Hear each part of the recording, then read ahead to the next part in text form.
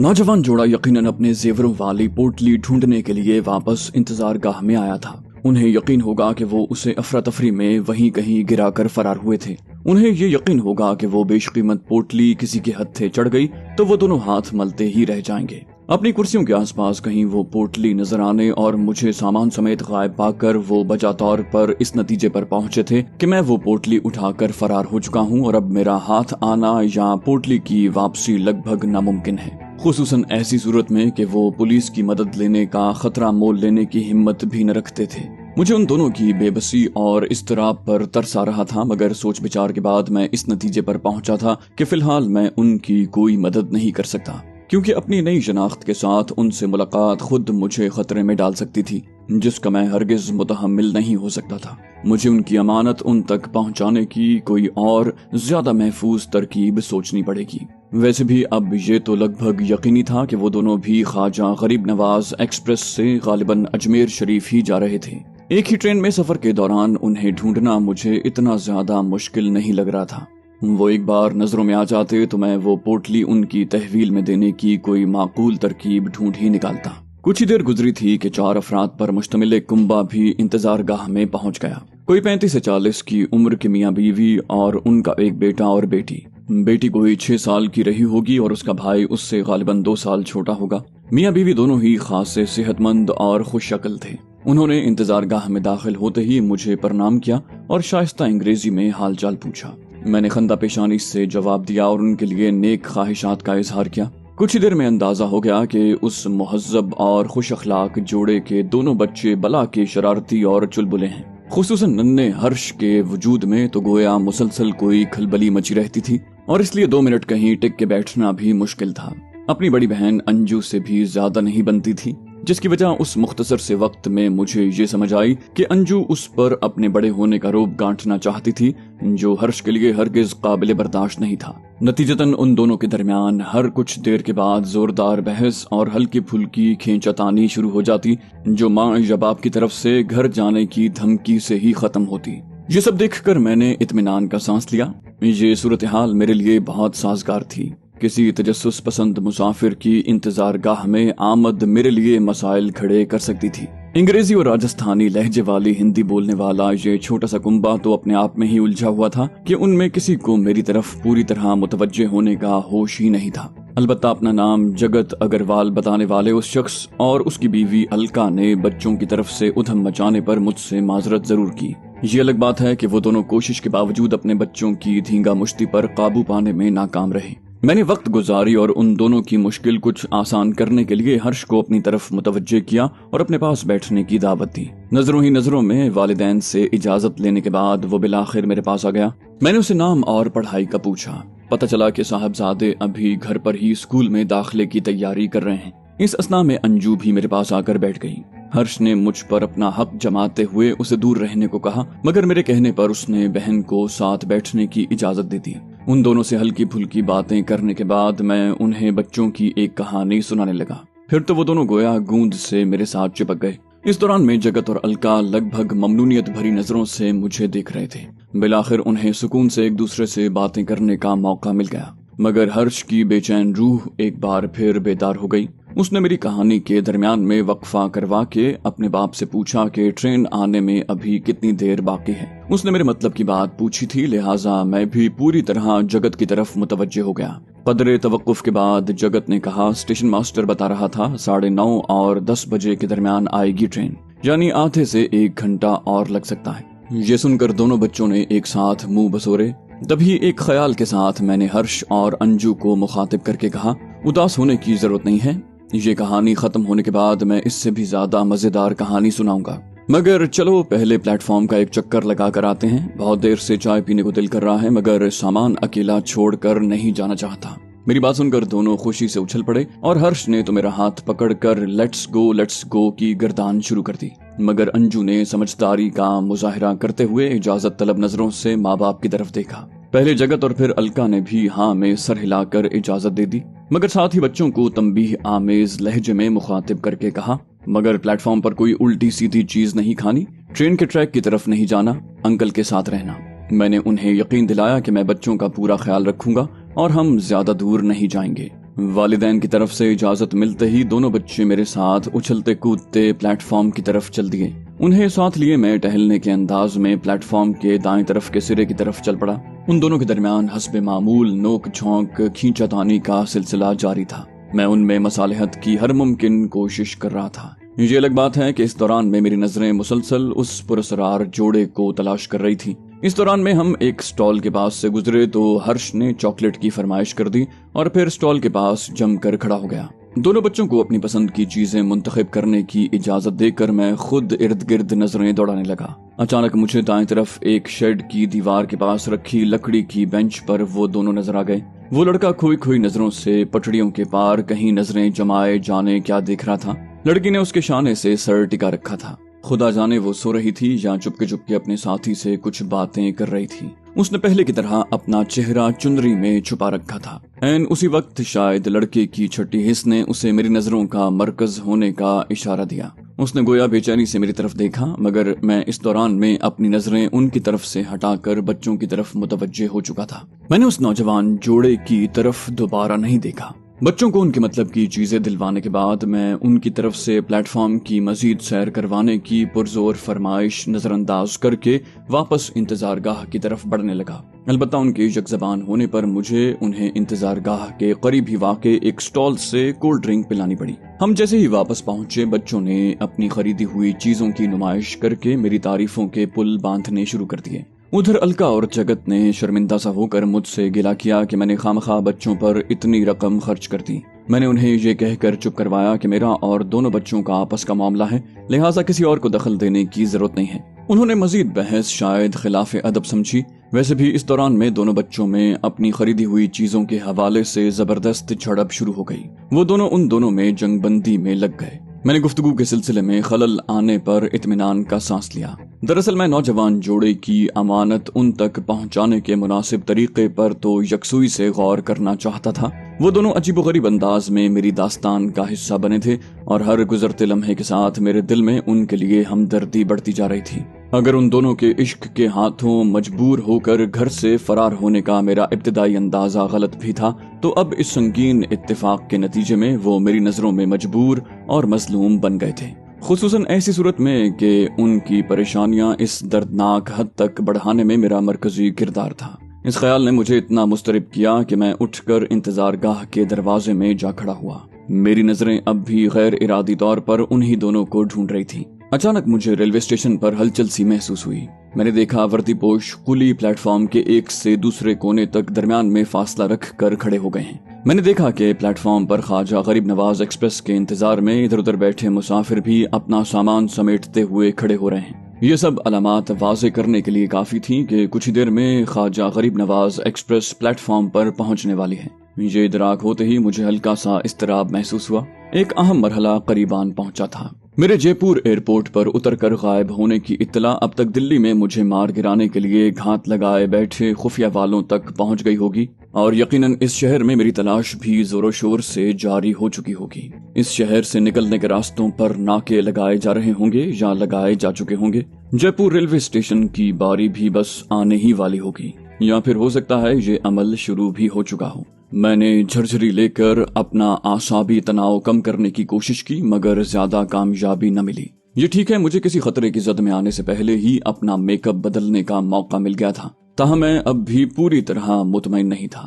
مجھے احساس تھا کہ میں نے اپنی شکل اور لباس میں تو تبدیلیاں کر لی ہیں، مگر میرے شناختی قوائف اب بھی بہت حد تک جوں کے توں ہیں۔ ایک تنہا شخص، لگ بھگ 5 فٹ 11 انچ قد، 74-75 سیر کے قریب وزن۔ میری تلاش میں بھیجے جانے والے خفیہ کے تربیت یافتہ اور تجربہ کار کارندے بھی بخوبی جانتے ہوں گے کہ انہیں جس شخص کی تلاش ہے اس کے لیے شکل اور حلیہ بدلنا بچوں کا کھیل ہے۔ اس لیے وہ میری شکل کی بجائے میرے باقی قوائف سامنے رکھتے ہوئے ریلوے اسٹیشن اور ٹرینوں میں مجھے تلاش کریں گے۔ میں نے خود کو تسلی دی، میری قسمت ابھی تک میرے ساتھ ہے۔ ابھی تک خفیہ کے کسی ایجنٹ سے میرا سامنا نہیں ہوا، حالانکہ میں پلیٹ فارم پر بھی گھوم آیا ہوں، مگر تب ہی میرے ذہن کے ایک گوشے سے آواز ابھری۔ مجھے خفیہ کے کسی ایجنٹ کی طرف سے روکنے اور پوچھ گچھ نہ کرنے کی ایک بہت اہم وجہ یہ ہو سکتی ہے کہ میں ہرش اور انجو کے ساتھ پلیٹ فارم کا چکر لگا کر آیا تھا، جبکہ ان لوگوں کو 2 ننھے بچوں کے ساتھ سفر کرنے والے مسافر کی نہیں بلکہ ایک تنہا مسافر کی تلاش تھی۔ یہ ادراک ہوتے ہی میرے ذہن میں چھنا کسا ہوا۔ میں شاید ان دونوں ننھے فرشتوں کے ساتھ ہونے کی وجہ سے مجھے تلاش کرتی نظروں سے بچ نکلا ہوں، مگر مجھے یہ اتفاقیہ سہارا مزید مہیا نہیں رہا۔ اس چھوٹے سے کنبے کے مجھ سے رخصت ہو کر ٹرین میں اپنے ڈبے میں سوار ہوتے ہی میں ایک بار پھر خفیہ کے ایجنٹوں کے پاس موجود میرے قوائف کے عین مطابق ہو جاؤں گا۔ ایسے میں انہیں مجھے ڈھونڈنے اور میری گردن دبوچنے میں زیادہ دیر نہیں لگے گی۔ ہو سکتا ہے میرے خون کے پیاسے وہ درندے مجھے اس ٹرین میں سوار ہونے کا موقع بھی نہ دیں۔ یہ خیال میرے رہے سہے ہوش اڑانے کے لیے کافی تھا۔ میں بے ساختہ دروازے سے مڑا اور جگت کے کنبے کی طرف بڑھا۔ اب مجھے یہی پیارا سا گھرانہ دشمنوں کے پنجوں میں پھنسنے سے بچا سکتا تھا۔ میں پاس پہنچا تو جگت نے مجھے کہا، دیکھیں سر، یہ دونوں ہماری ایک بھی سننے کو تیار نہیں ہیں، مسلسل جھگڑ رہے ہیں، اب آپ ہی انہیں سمجھائیے۔ جگت کی بات سن کر میں نے مسکراتے ہوئے ہاں میں گردن ہلائی اور ہرش اور انجو کو بیک وقت مخاطب کر کے کہا، بچوں تمہیں پتا ہے ہمیں ٹرین میں کئی گھنٹے سفر کرنا ہے۔ میری بات سنی تو دونوں بچے لڑائی بھول کر میری طرف متوجہ ہو گئے اور پھر ایک ساتھ ہاں میں گردن ہلا دی۔ اس پر میں نے دوستانہ لہجے میں بات آگے بڑھائی، کہا تو تمہیں یہ بھی پتا ہوگا کہ راستے میں بہت سارے اسٹیشن آئیں گے۔ انہوں نے ایک بار پھر ہاں میں گردن ہلائی۔ ان کے والدین دلچسپی سے میری کاریگری دیکھ رہے تھے۔ میں نے ڈرامائی لہجے میں کہا، تو پھر یہ بھی سن لو کہ میں آنے والے ہر اسٹیشن سے تمہیں کوئی نہ کوئی مزے کی چیز دلواؤں گا، مگر اس کی شرط یہ ہے کہ تم لوگ اب سارے راستے آپس میں بالکل نہیں لڑو گے۔ میری للچا دینے والی پیشکش سن کر ان دونوں کی آنکھیں چمک اٹھی اور انہوں نے ٹھیک ہے کا نعرہ لگایا۔ پھر انجو نے اشتیاق بھرے لہجے میں پوچھا، انکل آپ ہمارے ساتھ ہی بیٹھیں گے نا؟ اس بچی نے میرے مطلب کی بات کی تھی، مگر میں نے جوش کا اظہار کرنے کی بجائے شان بے نیازی سے کہا، جب ہماری منزل ایک ہے تو سفر بھی ایک ساتھ کریں گے، اس میں کیا حرج ہے؟ ادھر ننھا ہرش اس دوران میں اپنی ہی فکروں میں گم تھا۔ اس نے مخاطب کر کے کہا، میں اس سے نہیں لڑوں گا انکل، مگر اسے کہیں کہ مجھے بگلا نہ کہے، ورنہ میں اس کی چٹیاں ضرور کھینچوں گا۔ اس پر میرے کچھ کہنے سے پہلے ہی انجو نے بگلا بگلا بگلا کا نعرہ لگایا۔ اگلے ہی لمحے ہرش دانت پیستے ہوئے اس پر جھپٹا، مگر میں نے اسے دبوچ کر گود میں اٹھا لیا۔ این اسی وقت ریلوے انجن کی سیٹی سنائی دی اور کچھ ہی دیر میں زبردست گھن گرج اور گڑگڑاہٹ کے ساتھ ٹرین پلیٹ فارم پر داخل ہوئی۔ اس کے ساتھ ہی ساری گفتگو کا سلسلہ منقطع ہو گیا۔ بچے بھی اپنی لڑائی بھول گئے۔ میں نے ہرش کو گود سے اتار دیا اور جگت سے پوچھا، تم لوگ کون سی بوگی میں ہو جگت؟ اس نے جلدی سے کہا، 4 نمبر بوگی میں 2 نمبر کوپے ہے ہمارا، پورا کوپے ہمارے پاس ہی ہے۔ یہ سن کر میرے دل میں خوشی کی لہر دوڑ گئی۔ میں نے اپنی دلی کیفیت چھپائے بغیر کہا، یہ تو بہت خوشی کی بات ہے، میں بھی اسی بوگی میں سفر کروں گا، میرے کوپے کا نمبر 4 ہے۔ یہ سن کر وہ سب خوش ہو گئے۔ میں نے جگت کو کہا، تم لوگ سامان سمیٹو، میں ہرش کے ساتھ اپنی بوگی تلاش کر کے آتا ہوں، میں سامان اٹھانے کے لیے قلی بھی ساتھ لے آؤں گا۔ میری بات سن کر ان دونوں نے ہاں میں گردن ہلائی۔ ادھر ہرش جھٹ سے میری انگلی پکڑ کر تیار ہو گیا۔ مجھے پتا تھا کہ انجو بھی ساتھ چلنے کی ضد کرے گی، لہٰذا میں نے اسے سامان سمیٹنے میں اپنی ماں کی مدد کرنے کی ہدایت کی اور اس کے تاثرات نظر انداز کر کے انتظار گاہ کے دروازے کی طرف چل دیا۔ باہر نکلتے ہی میری نظریں بے تابی سے پلیٹ فارم کا جائزہ لینے لگی۔ میں اس نوجوان جوڑے کو تو ڈھونڈ ہی رہا تھا، مگر اس سے کہیں زیادہ مجھے اپنے اندازے کے درست یا غلط ہونے کی تصدیق کی فکر تھی کہ خفیہ والے میری تلاش میں جے پور سے نکاسی کے تمام راستوں کا جائزہ لے رہے ہوں گے۔ مجھے یہ بھانپنے میں زیادہ دیر نہ لگی کہ میرا خدشہ بالکل درست ہے۔ میں نے یک کے بعد دیگرے سادہ کپڑوں میں ملبوس 3 ایجنٹ تاڑ لیے۔ ان میں سے 2 پلیٹ فارم کے ساتھ لگی خواجہ غریب نواز ایکسپریس کے ساتھ ٹہلتے ہوئے ٹرین سے اترتے اور اس میں سوار ہوتے مسافروں کا جائزہ لے رہے تھے، جبکہ ایک ٹکٹ گھر کے پاس کھڑا سگریٹ پی رہا تھا۔ مجھے اندازہ تھا کہ ان کی تعداد زیادہ بھی ہو سکتی ہے، تاہم ننھے ہرش کی موجودگی مجھے اپنے لیے بہت بڑا سہارا محسوس ہو رہی تھی اور میں اپنے آپ کو خاصا محفوظ محسوس کر رہا تھا۔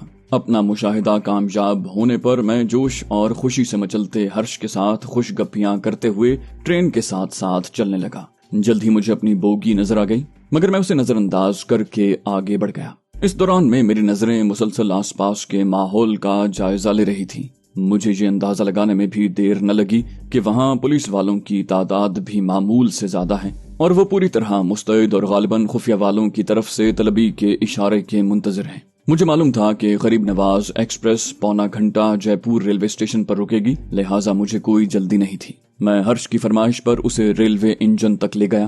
اس زمانے میں ہندوستانی ریلوے میں ڈیزل انجن کو متعارف کروائے لگ بھگ 4 ہی سال ہوئے تھے، اور نسلوں سے کوئلے سے چلنے والے سیاہ سٹیم انجن سے مانوس عوام کے لیے سرخ رنگ کا ضخیم ڈیزل انجن اب بھی دلچسپ نظارہ تھا۔ میں ہرش کو بمشکل واپسی کے لیے تیار کر سکا۔ تبھی میری نظروں نے اس نوجوان جوڑے کو بھی ڈھونڈ نکالا۔ وہ ہماری والی بوگی سے منسلک بوگی میں سوار ہونے کے لیے بڑھ رہے تھے۔ مجھے اس وقت بھی وہ خوفزدہ اور ہراساں محسوس ہوئے۔ شاید یہ خوف پلیٹ فارم پر پولیس والوں کی بھرمار کا نتیجہ تھا، تاہم ان کے بوگی میں سوار ہونے تک کسی سنتری نے انہیں روکنے یا پوچھ گچھ کرنے کی کوشش نہیں کی۔ یہ دیکھ کر میں نے اطمینان کا سانس لیا۔ والدین کو دیکھ کر دونوں بچوں نے خوشی کا نعرہ مارا۔ جگت اور الکا نے میرا شکریہ ادا کیا، حالانکہ احسان تو انہوں نے مجھ پر کیا تھا۔ قلیوں نے ان کے سامان کے ساتھ میرا سوٹ کیس اور سفری بیگ بھی 2 نمبر کوپے میں پہنچا دیا۔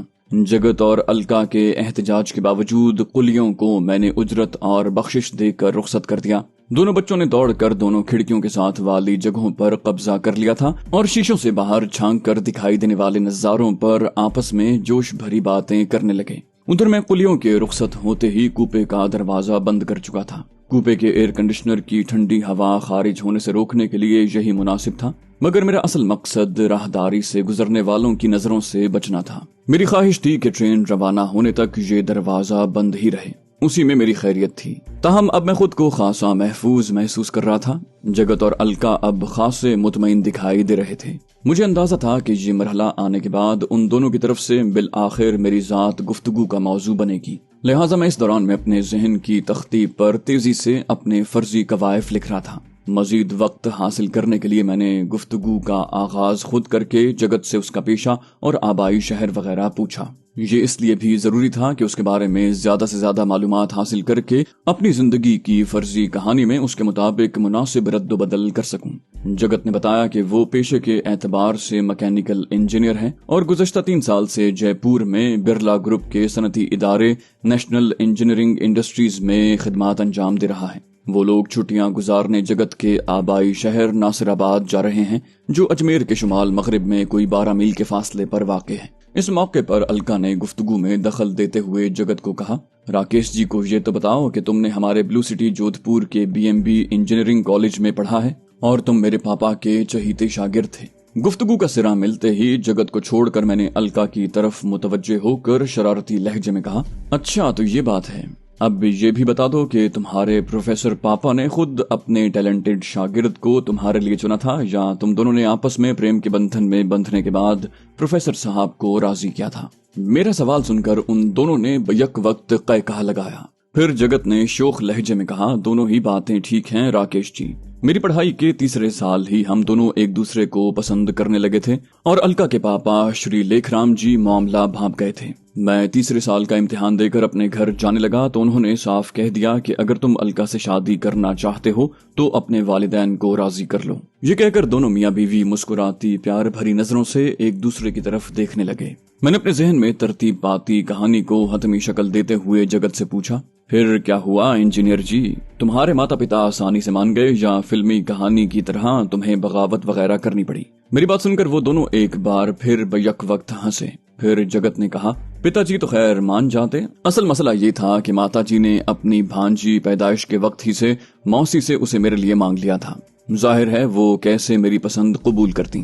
جگت یہیں تک پہنچا تھا کہ کوپے کے بند دروازے پر ہلکی سی دستک ہوئی۔ ہم تینوں نے چونک کر دروازے کی طرف دیکھا، پھر جگت نے اٹھ کر دروازہ کھول دیا۔ ہمیں ادھیڑ عمر کا ایک گہری سانولی رنگت والا شخص دروازے پر کھڑا نظر آیا۔ جگت نے روکھے لہجے میں انگریزی میں پوچھا، جناب کی تعریف اور کس لیے زحمت کی؟ مداخلت کرنے والے نے مصنوعی مؤدب لہجے میں کہا، میں معذرت چاہتا ہوں جناب، دراصل مجھے میرے محکمے کی طرف سے یہ تصدیق کرنے کی ذمہ داری سونپی گئی ہے کہ ٹرین کے سب مسافروں کی بہتر خدمت یقینی بناؤں۔ آپ لوگوں کو یہاں کوئی تکلیف یا مسئلہ تو نہیں؟ میں اس کی بات شروع کرتے ہی اس کے لہجے کا کھوکھلا پن بھانپ چکا تھا۔ میری چھٹی حس تو دروازے پر دستک ہوتے ہی بیدار ہو چکی تھی۔ مجھے پورا یقین تھا کہ وہ دراصل خفیہ کا ایجنٹ ہے، اب وہاں تعینات ایجنٹ ٹرین کے ڈبوں میں جھانکتے پھر رہے ہیں۔ مجھے پورا یقین تھا کہ اپنا جعلی تعارف کرواتے ہوئے بھی اس کی نظریں کوپے میں موجود افراد کا چوری چھپے لیکن بغور جائزہ لے رہی ہوں گی۔ مجھے لگا کہ یہ کارندہ وہی ہے جو اسٹیشن سے باہر نکلنے کے راستے پر تعینات تھا۔ तभी जगत ने लगभग तुंद लहजे में उससे पूछा, तुम कौन से महकमे की बात कर रहे हो मिस्टर? मैं बचपन से ट्रेन में सफर कर रहा हूँ। आज तक कोई अहलकार इस तरह खैरियत पूछने नहीं आया। क्या तुम अपना रेलवे कार्ड दिखाना पसंद करोगे? ये सुनते ही वो शख्स बुरी तरह गड़बड़ा गया। इससे पहले कि जगत उस पर मजीद गिरफ्त करता, मैंने मुदाखलत करके कहा, जगत बेटा, ये हमारी खैरियत ही तो पूछने आए हैं, क्यों नाराज होते हो? फिर मैं दरवाजे में खड़े खुफिया के अहलकार से नरम लहजे में मुखातिब हुआ।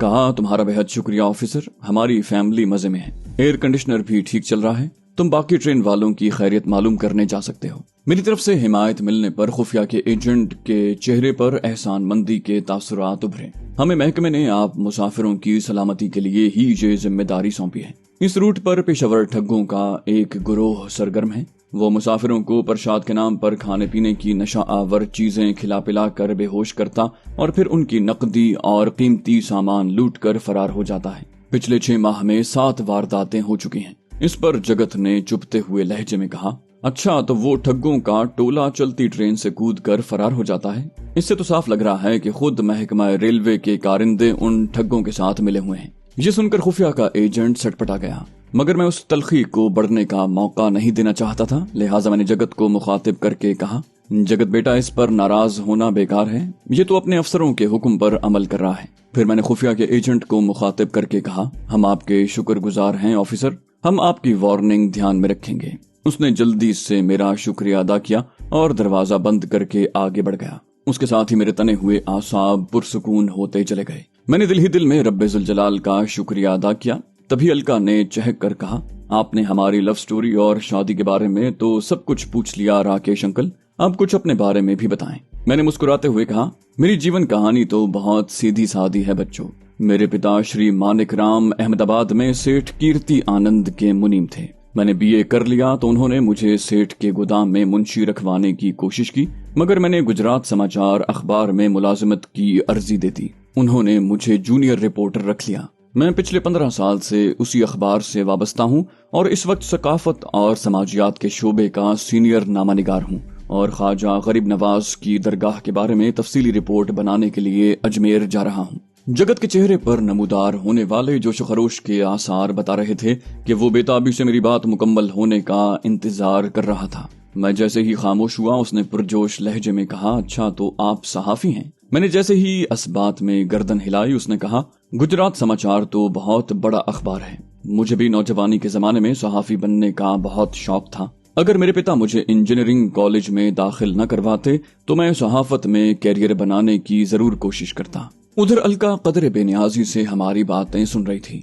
उसने गुफ्तगू में वक्फा आते ही मुझे मुखातिब करके कहा, राकेश अंकल, आपने अपने प्रोफेशन के बारे में तो बता दिया, मगर अपनी निजी जिंदगी के बारे में कोई मालूमात नहीं दी। मेरा मतलब है आपके बीवी बच्चे। मैं इस सवाल का जवाब पहले ही सोच चुका था। मैं चंद सानियों के लिए खामोश रहा, फिर पजमुर्दा से लहजे में कहा, जब मैं बाकायदा रिपोर्टर बन गया तो पिता ने अपने एक बचपन के दोस्त की बेटी अंजलि से मेरी शादी कर दी। 15 साल शादीशुदा जिंदगी में हमारे यहाँ कोई औलाद नहीं हुई।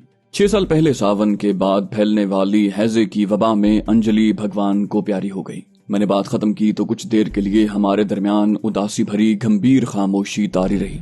फिर अलका ने ही गुफ्तगू का सिलसिला दोबारा शुरू किया। कहा, यह सुनकर बहुत दुख हुआ राकेश अंकल, मगर आपने अंजलि आंटी के जाने के बाद दोबारा शादी क्यों न की? आपकी उम्र तो अब भी ज्यादा नहीं, 5-6 साल पहले तो अच्छे खासे जवान रहे होंगे। मैंने अपने लहजे में एक बार फिर यासियत भरते हुए कहा, पिता और माता तो कहते थे, बस मेरा दिल ही नहीं चाहा। फिर आगे पीछे दोनों भगवान के पास चले गए तो मैं दुनिया में बिल्कुल अकेला हो गया और आहिस्ता आहिस्ता ये बात वक्त की धूल में दब गई। अंजलि ने जल्दी से कहा, मगर अब भी बहुत ज्यादा देर नहीं हुई है राकेश अंकल, आप कौन सा बूढ़े हो गए हैं? जल्दी से अपने जोड़ की किसी खातून से शादी करके अपनी नई जिंदगी शुरू करें। जगत ने भी अपनी बीवी की भरपूर तायद की। मैंने हंसकर उनकी फरमाइश टालना चाही, मगर वो दोनों यकजबान होकर पीछे पड़ गए। इस दौरान में ट्रेन जयपुर से रवाना हो चुकी थी। उसके साथ ही मैं फिक्र से आजाद होकर काफी हल्का फुल्का हो चुका था। लिहाजा मैंने खुशगवार लहजे में उन्हें यकीन दिलाया कि मैं उन दोनों के दोबारा शादी के मशवरे पर संजीदगी से गौर करूंगा। मगर अंजलि शायद मेरे अंदाजे से मुतमईन नहीं थी। उसने मुझे कहा कि अगर मैं राजस्थान की किसी खातून को बतौर बीवी कबूल करने के लिए तैयार हूँ तो वो मेरे लिए अच्छा सा रिश्ता ढूंढने की जिम्मेदारी कबूल करती है। जाहिर है मुझे हामी भरने में क्या मसला हो सकता था।